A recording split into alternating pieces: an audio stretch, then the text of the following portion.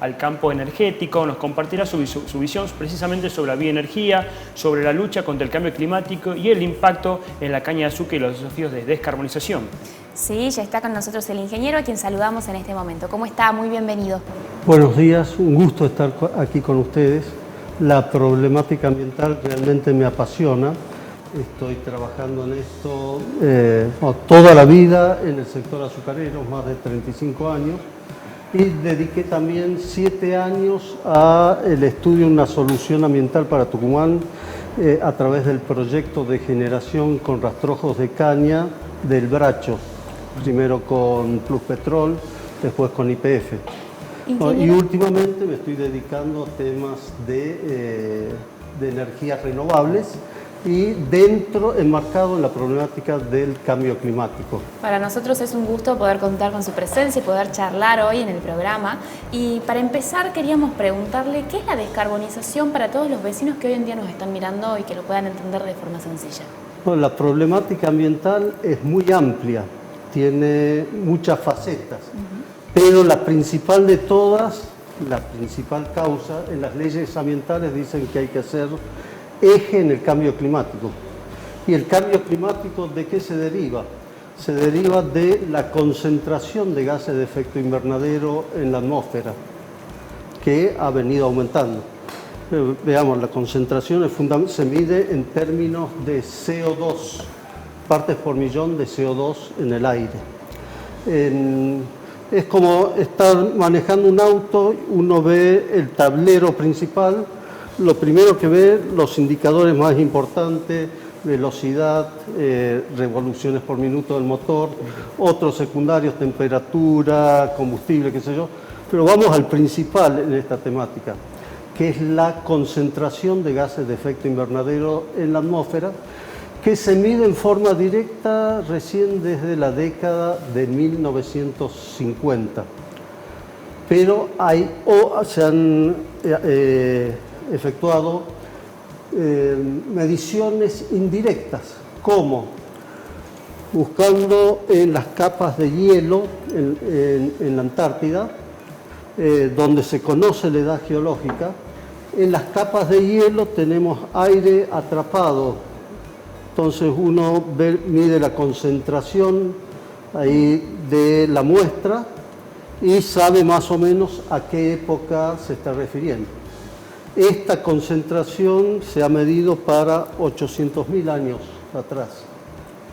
Lo que se ve ahí, las mediciones estas, como decía, partes por millón de CO2 equivalente, no es solo CO2, sino otros gases que se los convierten a términos de CO2, se han movido en los últimos 800.000 años entre 150 y 300 partes por millón.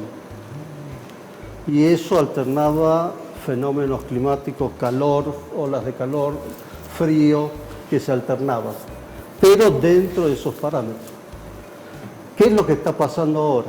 Desde inicio de la era industrial empezamos a desenterrar carbono, primero para las máquinas de vapor a través de carbón mineral, después se descubre el petróleo, viene el motor de combustión interna y toda la economía mundial empieza a moverse en torno a eso. Ese carbono que la naturaleza había demandado millones de años en enterrar, empezamos a sacarlos a la atmósfera. ¿Qué es lo que está pasando? Esto que se movía entre 150 y 300 partes por millón, hoy, 2014, hemos superado 400 partes por millón. O sea, un aumento impresionante, principalmente desde 1960 hasta ahora, que aumentó 1/3 esa variable. ¿Eso qué es lo que nos mide? La incidencia de los rayos del sol sobre la Tierra y cuando se reflejan y vuelven al espacio. Cuando tenemos gases de efecto invernadero, no dejan salir esos rayos del sol y la atmósfera empieza a calentarse. Hay que decir, no son malos, pues sin gases de efecto invernadero sería invivible el planeta, pero en su medida justa. cuando nos pasamos de raya, ya entra a calentarse todo. Ese calor, ese aumento de temperatura en el planeta produce cambios en las corrientes de aire y corrientes marinas. Y eso es lo que hace variar el clima. Pero no todos son fenómenos de calor, sino también puede haber, por un cambio de estas corrientes, fenómenos de frío extremo. Hemos tenido este año aquí en Tucumán heladas atípicas que han llegado hasta Brasil, que han quemado una parte importante de los cañaverales brasileños, donde nunca llegaban las heladas, y bueno, y fenómenos también de calor inusuales. Los últimos 10 años han sido los más calientes desde los que hay registro. ¿Cuál es el problema de este aumento de concentración? Todo esto estamos viendo cuando pasamos de 300 a 400, hoy estamos 425. Ya vemos que la temperatura del planeta amenaza en subir. 2014 llegamos a los 400, 2015 tenemos el Acuerdo de París, donde dice hay que fijar un límite a las emisiones para que no sobrepasemos 2 grados centímetros el promedio que teníamos en la era preindustrial. Lo que pasa, ya vamos por 1,2, 1,5, sigue subiendo. Después de París no se hicieron los deberes. En París se había establecido, hay que llevar a la carbono neutralidad, no sumar estos gases a la atmósfera hacia 2050, pero hemos metido la pata en el acelerador, seguimos emitiendo. Últimamente tenemos, vemos, todos quieren tener la primacía económica que se basa en energías baratas, entonces siguen emitiendo. Tenemos un presidente Trump en Estados Unidos que dice Estados Unidos no va a perder la primacía económica, vamos a conseguir energía, bajar el precio de la energía a la mitad en el primer año de gestión. ¿Con qué? Con energías fósiles. O Europa se mete en una guerra absurda Europa era el líder en descarbonización, se mete en una guerra absurda que corta el flujo que tenían de gas natural de Rusia, con el que iban a hacer su transición, y vuelven a reactivar usinas que usan carbón,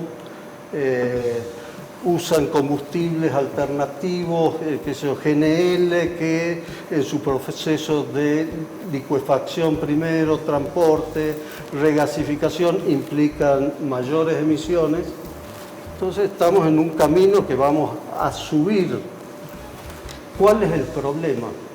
Hasta ahora, cuando pasamos de 300 a 425 actuales, ha sido por la acción del hombre.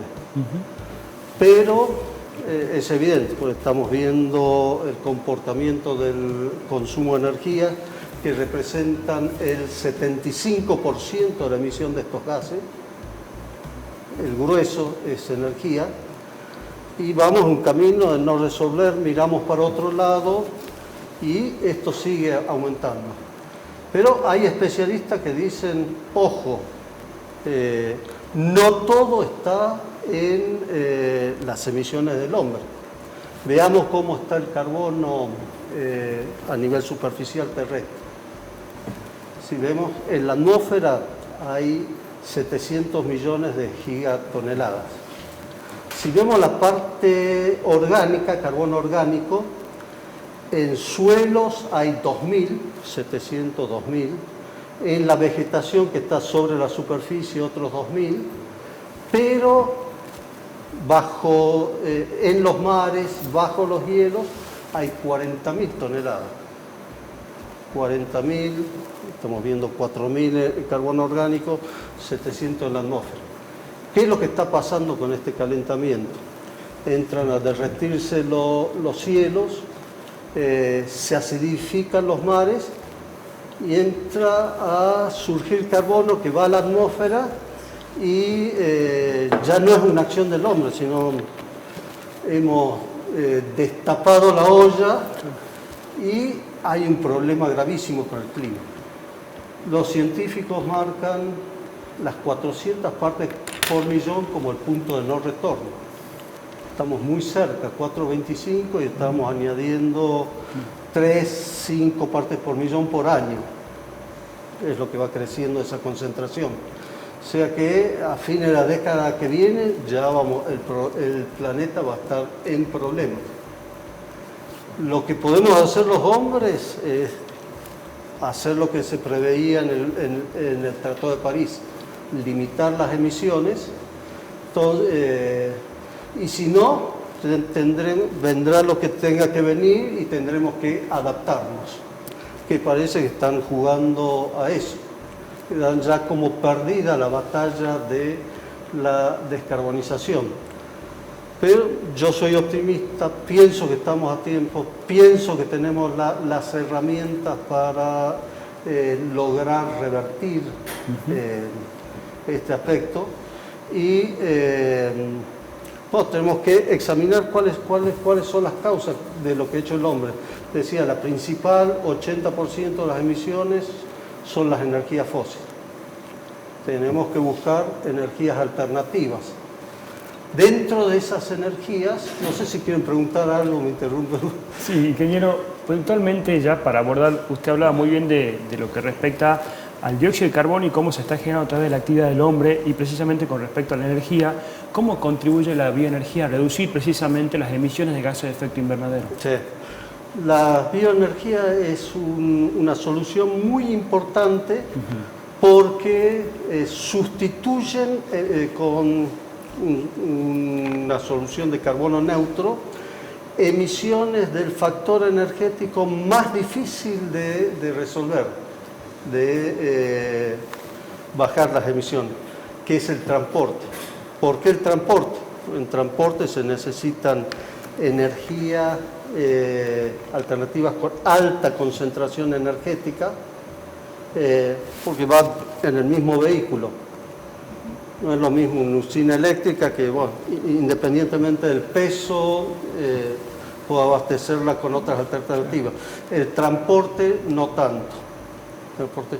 Y la bioenergía es ideal.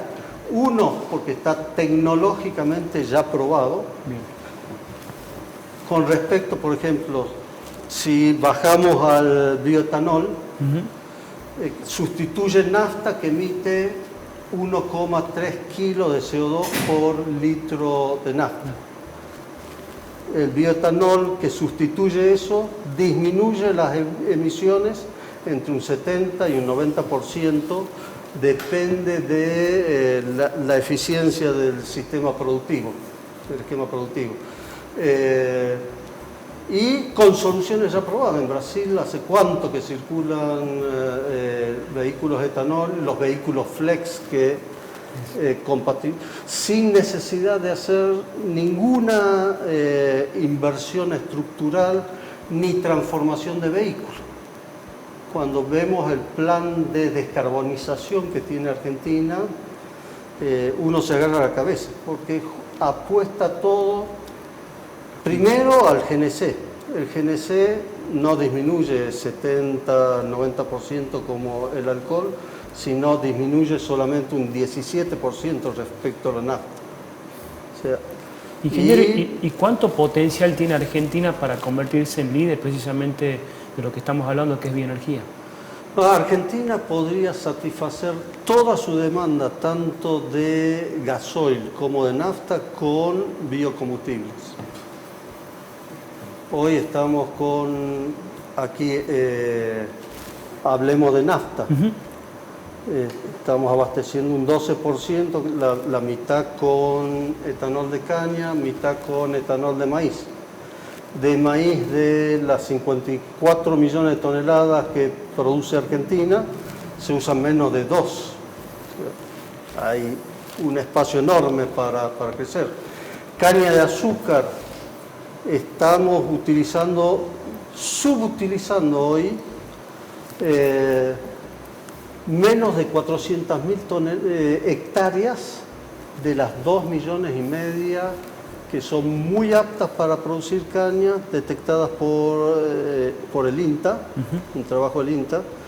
2,5 millones sin afectar zonas reservadas, cosas que afectan el clima. O sea, también tenemos un potencial para crecer.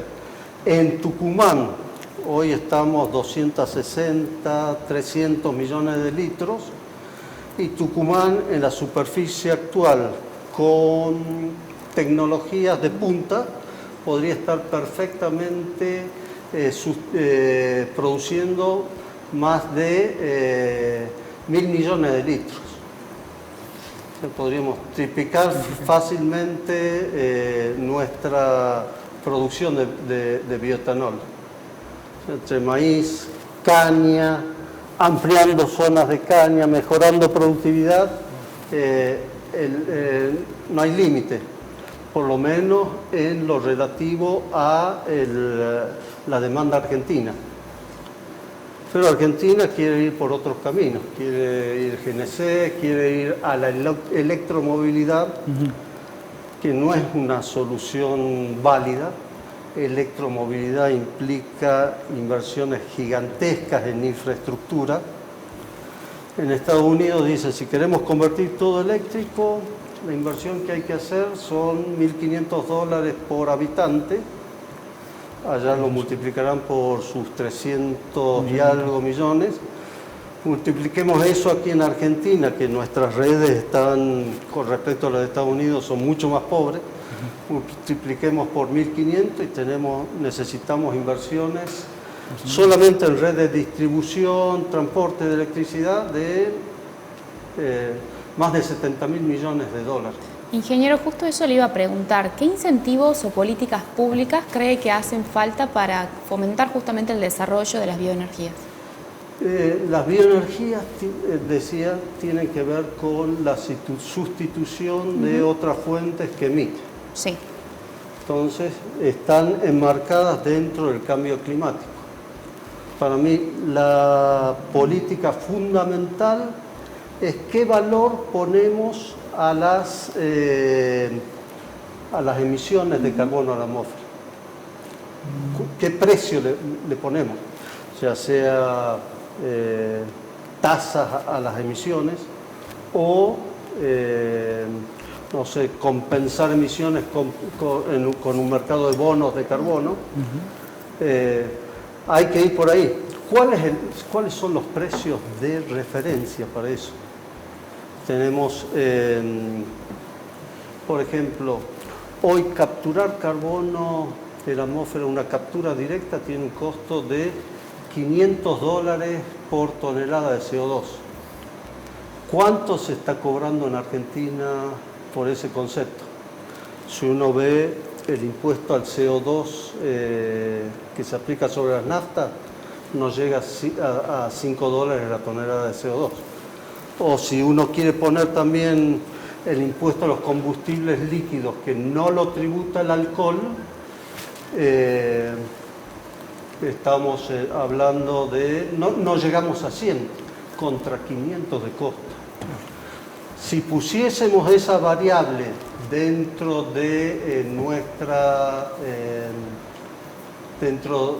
ecuación, entonces los biocombustibles serían perfectamente competitivos con respecto a las naftas, sin necesidad de ningún subsidio. El tema es qué precio le vamos a poner. A nivel mundial, todas las economías se mueven bajo el paradigma de energía barata. Entonces no quieren asumir eso. Y lo que se está produciendo aquí es un subsidio al usuario de energía fósil, porque no paga la remediación de su efecto ambiental. En la medida que esto vaya empeorando, nos vamos a dar cuenta del camino es por ahí y va a haber que actuar. Ya hay países que tienen impuestos más de $100 por tonelada de CO2. Hay algunos que están hablando, tenemos que ir a $250. Si yo pongo esa diferencia con respecto a las naftas, solo se proyectaría el negocio. Ingeniero, ¿cree que es posible integrar la bioenergía en sistemas masivos de transporte? Sí. ¿Es viable? Es viable porque todo el transporte se mueve hoy o con motores diésel, que perfectamente se los puede abastecer con biodiesel. A Argentina le sobra producción para eso, estamos 100 millones de toneladas de producción de soja, por ejemplo. De eso, 20% es aceite, el 80% sigue siendo alimento, es el speller o la harina de soja que van para la producción de alimentos. Y con eso se puede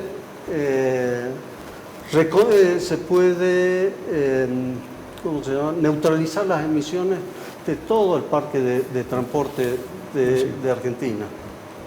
Entonces, y lo mismo hemos visto ya para el bioetanol, entre maíz y caña, da para todo. El tema es tener la voluntad de hacerlo, voluntad política. Vamos a hacer una descarbonización. Y todo esto influye en el cambio climático, que estábamos viendo. El usuario del combustible fósil no paga la remediación, pero ¿cuánto le cuesta a la sociedad? Hemos tenido la sequía última, las exportaciones de Argentina bajaron 25.000 millones de dólares, y veamos, con las retenciones nomás un tercio de eso es impacto fiscal, porque no recaudó el país. Si comparamos eso contra lo que dicen los petroleros, el impuesto a combustible líquido que las bios no pagan y ellos sí, no hay relación. ¿Cuánto perdemos con estos fenómenos climáticos en estructura dañada? Vemos cuando tenemos inundaciones, puentes, todo lo que se rompe, las sequías, y lo sufre la gente que no usa energía. Por eso es hasta por una cuestión de justicia que tenemos que resolver el tema. Ingeniero, la verdad que ha sido un gusto poder escucharlo porque tiene clarísimos los conceptos para también poder comentarle a los vecinos, que son temas que muchas veces no se conocen, así que muchísimas gracias por acompañarnos en el día de hoy. No, un gusto estar con ustedes. Por favor, la verdad que tenemos que ir hacia la bioenergía porque no tenemos otro planeta y, como dice el Papa Francisco, nadie se salva solo, así que es importantísimo lo que dijo el ingeniero. ¿Qué te parece, Agustín? Hacia ahora vamos a una pequeña pausa comercial y ya volvemos con más Impacto Sostenible TV.